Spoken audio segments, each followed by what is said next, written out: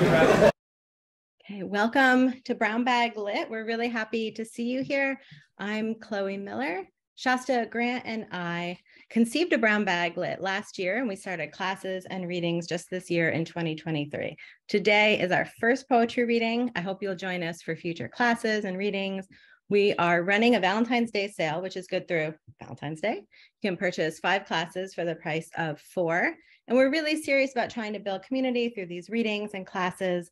And if you take classes with us, you're welcome to join us for monthly happy hours. Our next event is on Saturday, March 11th. For everyone who isn't attending AWP, which is the Association of Writers and Writing Programs annual conference. We'll have a poetry panel in the morning. Details will be announced soon. And at lunchtime, family albums, a panel about writing about loved ones with Shasta, Diane Gottlieb, and Pooja Makahani, and myself. If you miss a reading, you can watch it later on the YouTube channel. And I'll put all of the information in the chat. So if you want to keep that open, you can see the links to various things. So first, I kindly ask you for the reading, if you can mute yourself to make sure that we're able to hear Jee while he's reading. If you like, I recommend that you put the screen on speaker view during Jee's reading so you can see him, and then maybe gallery view during the Q&A. Keep the chat open for questions. You can see some links and share anything you like about the poems. We're really excited to present Jee Leong Koh here with you today. Jee, Shasta, and I met at Sarah Lawrence's MFA program about 20 years ago, which is kind of crazy to realize. All of our Brown Bag Lit readings are free. We hope you'll buy Jee's books. And if you can and are moved to, you can offer him a tip in the Venmo tip jar. All the proceeds go directly to the author to thank him for his time today. So now I will turn it over to Fernando Manibog, who is a DC-based writer currently studying for his MFA at American University, and he will introduce Jee. Thank you, Fernando. Okay. Good afternoon, everybody. I have the great pleasure and honor to introduce Jee Leong Koh. It's not easy to introduce someone with so much talent, awards, and superb literary citizenship as Jee Leong Koh, but I will try. Jee is a poet, a publisher, and the founder and organizer of Singapore Unbound, which is a literary nonprofit organization dedicated to the struggle for freedom of expression and equal rights for all. Through Singapore Unbound, Jee organizes the biennial Singapore Literature Festival in New York City and the second Saturday's reading series every month. Jee is the editor-in-chief of Gaudy Boy, a press associated with Singapore Unbound. Gaudy Boy publishes poetry, fiction, and literary nonfiction, as well as translations under its imprint Gaudy Boy Translates. Jee has published 7 collections of poetry. He has 2 poetry collections with Carcanet Books in the UK. The most recent one is Inspector, released in 2022. The other one is Steep Tea, which was named a Best Book of the Year by UK's Financial Times and a finalist by Lambda Literary in the USA. His book of poems, Connor and Seal, has been released in March 2020. He has published 3 other books of poems, a collection of Suietsu entitled The Pillow Book, which was shortlisted for the Singapore Literature Prize. Sections of The Pillow Book have been anthologized in Starry Island, New Writing from Singapore. Jee's work has been translated into Japanese, Chinese, Vietnamese, Malay, Spanish, Russian, and Latvian. Jee has published in 2022 his hybrid work of fiction entitled Snow at 5 p.m. Translations of an Insignificant Japanese Poem, which won the 2022 Singapore Literature Prize in English Fiction. Jee was raised in Singapore and currently lives in New York. We are fortunate to have him with us. Jee will read some poems and talk about writing and his experience in publishing, after which there will be a Q&A. I know we are eager to hear from Jee, but let me end by encouraging all of us to be good literary citizens and get copies of his books from bookshop.org or through Jee's own website or that of Singapore Unbound, which has the links to the publications of Gaudy Boy books. So Jee, please. Thank you so much, Fernando, for that generous introduction. Can everyone hear me? Great, and thank you so much, Chloe and Shasta, for having me for this reading. And I'm so pleased to see so many familiar faces in the meeting as well. I'm going to be reading for you from my new book of poems called Inspector, Inspector.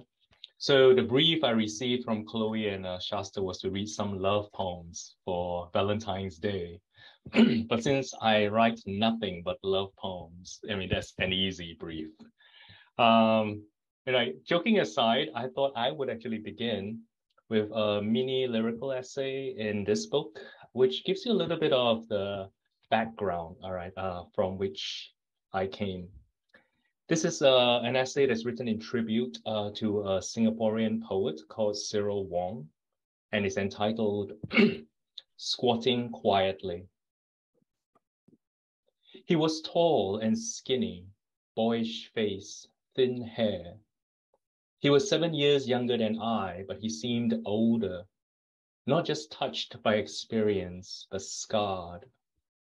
His book of poems bore witness to the wounds, probed the wounds of family and love with such lyrical honesty that I was transfixed in the Times bookshop where I picked up the slim volume.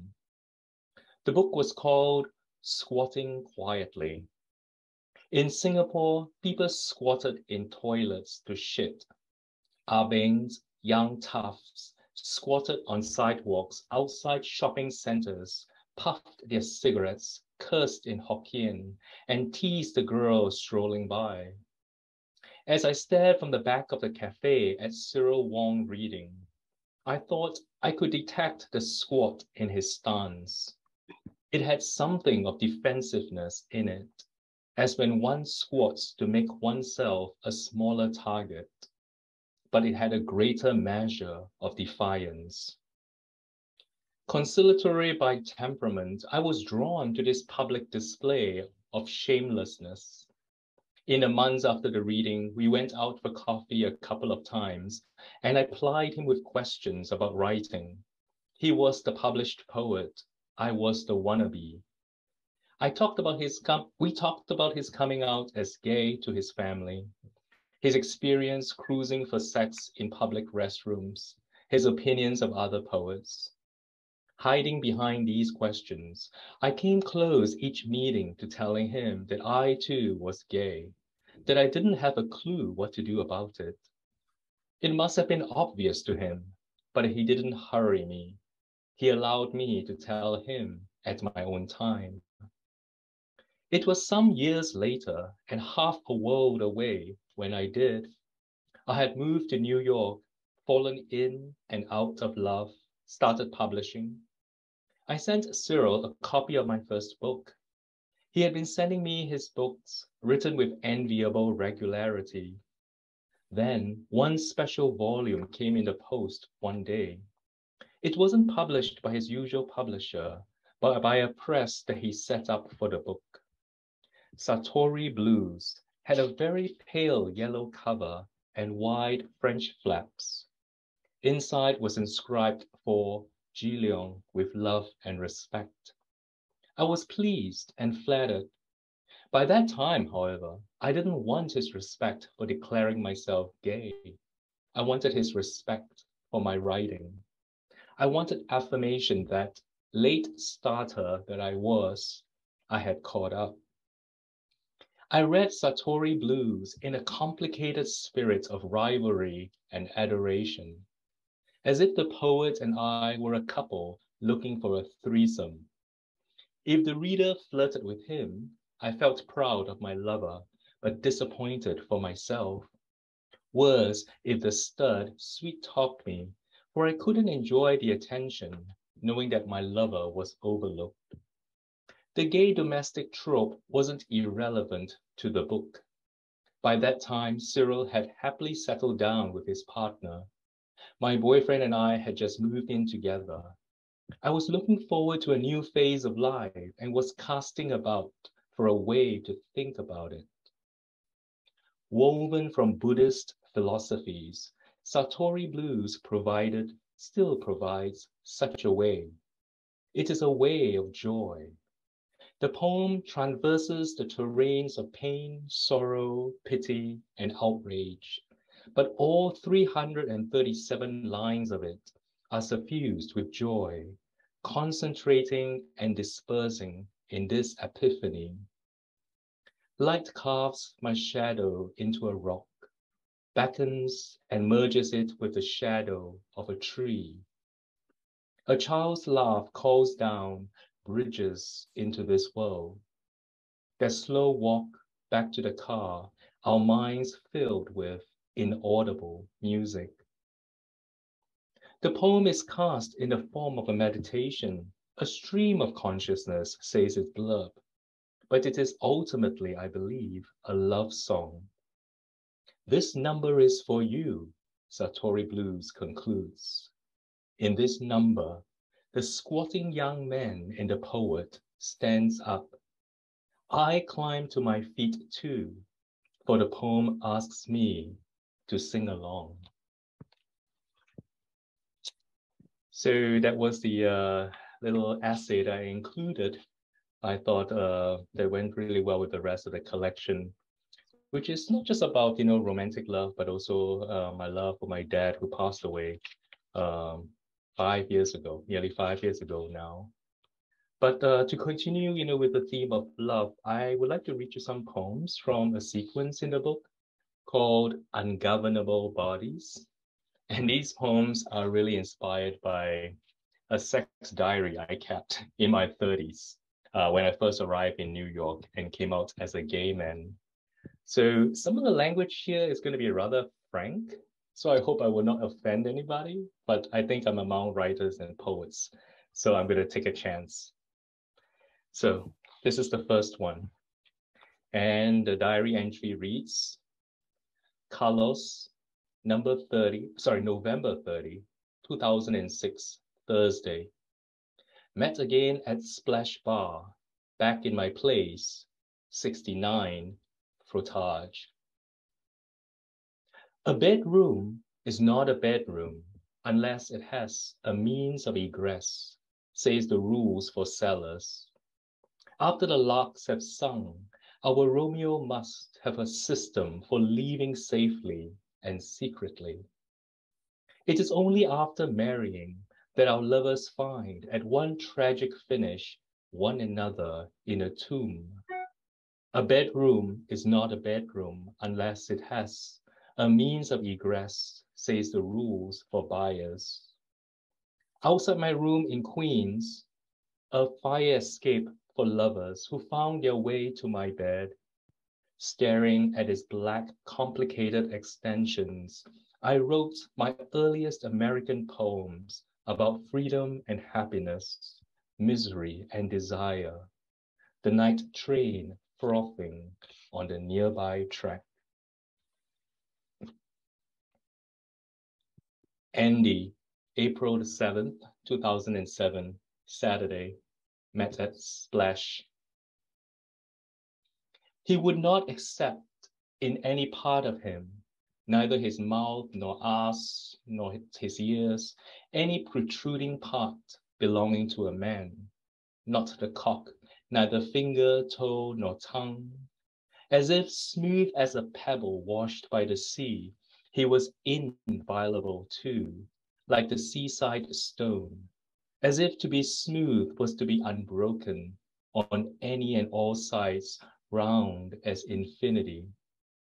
But he would allow his whole to be held, the whole in a part, or the part of a whole, by the hand of a body, or the body of a hand, and taken up by a boyish choice and glee, aimed with the slant of an eye, and flung, a planet skipping into the ether of the sea.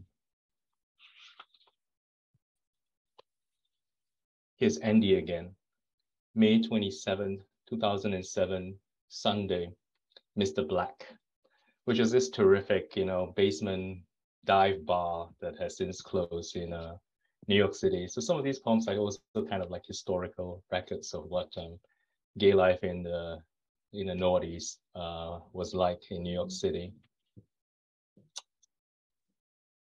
The tunnel has been closed for some time now, but a claw of panthers find their cast iron steps from daylight street to basement dungeon to suffer the flail of ecstasy.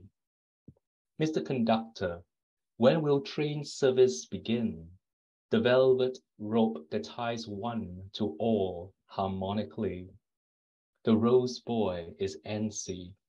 The brick archers jump from toe to toe, making an entrance for the black detective with a blank map. He does not come in the name of the law, but with a nose ring that glints in the dark. Follow him. Father has been buried here for far too long. We will exhume his bones and beat a retreat playfully with the femur. Andy, June 16, 2007, Saturday. My sister's place in Fairfax County, Virginia. Phone sex, mutual jerk-off. Is not a design flaw, but a design plus. The weak digital signal from my phone to the equally weak receiver in yours. The call boosted by the tall radio mast. For our heated talk cannot be stopped, and it cannot stop another's intercourse, as long as we are all on frequencies slightly different, long undulating waves. The all-important must cannot be marriage, although I'm calling from the home office in my dear sister's 3-bedroom house, but multiple coordinated arrangements for long-term care and instant kindness in the radial cells of the gift of honeycomb.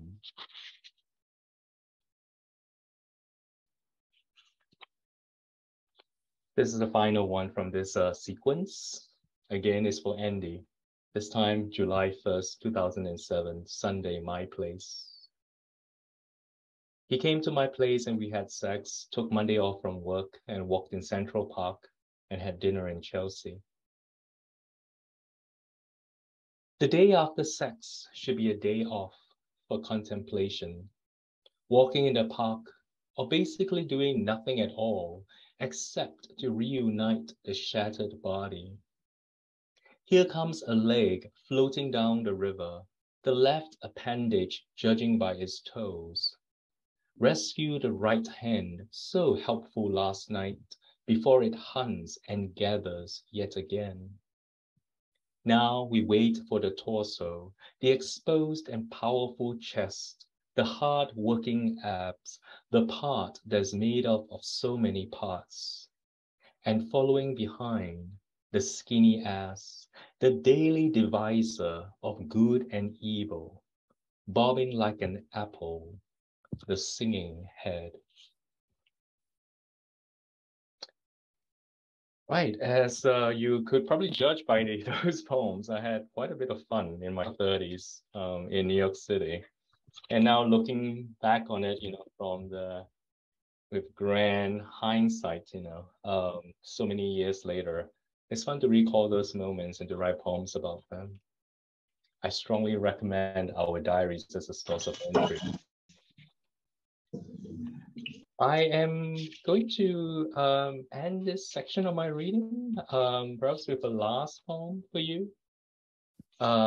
This is a poem called To a Young Poet.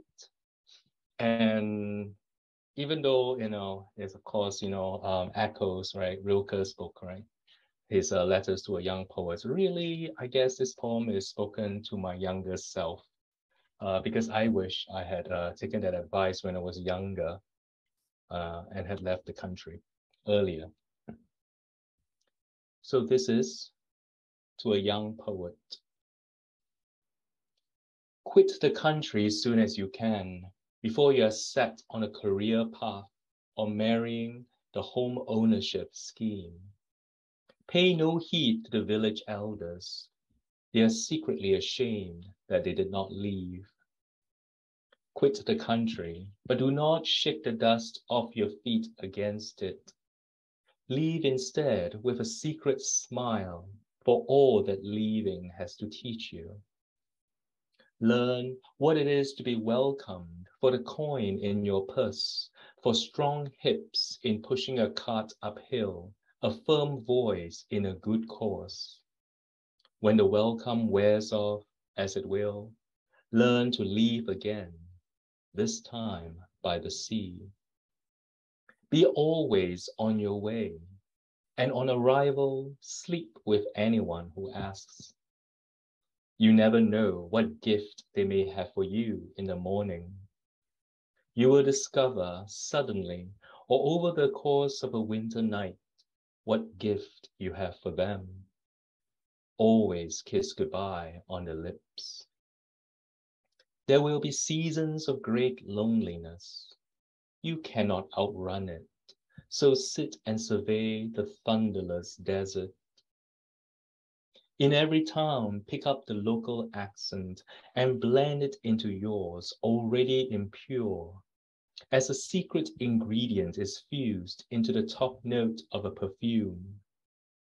Hearing you, the Taverna will wonder where you are from. Drink deep of your wonderment. Do not betray it. After you leave a good tip for the barkeep, climb to your narrow room and write whatever you wish. Your flowers will graze the sweaty brow of a buffalo. Your politics will smell of perfume. If you write about the old country, you will write about a lover who leaves your side in the night to stand by the window and look up at the crescent moon. Thank you very much, everyone, for listening. Thank you so much, Jee. If we could all unmute for a second to give him a round of applause as much as we can on Zoom.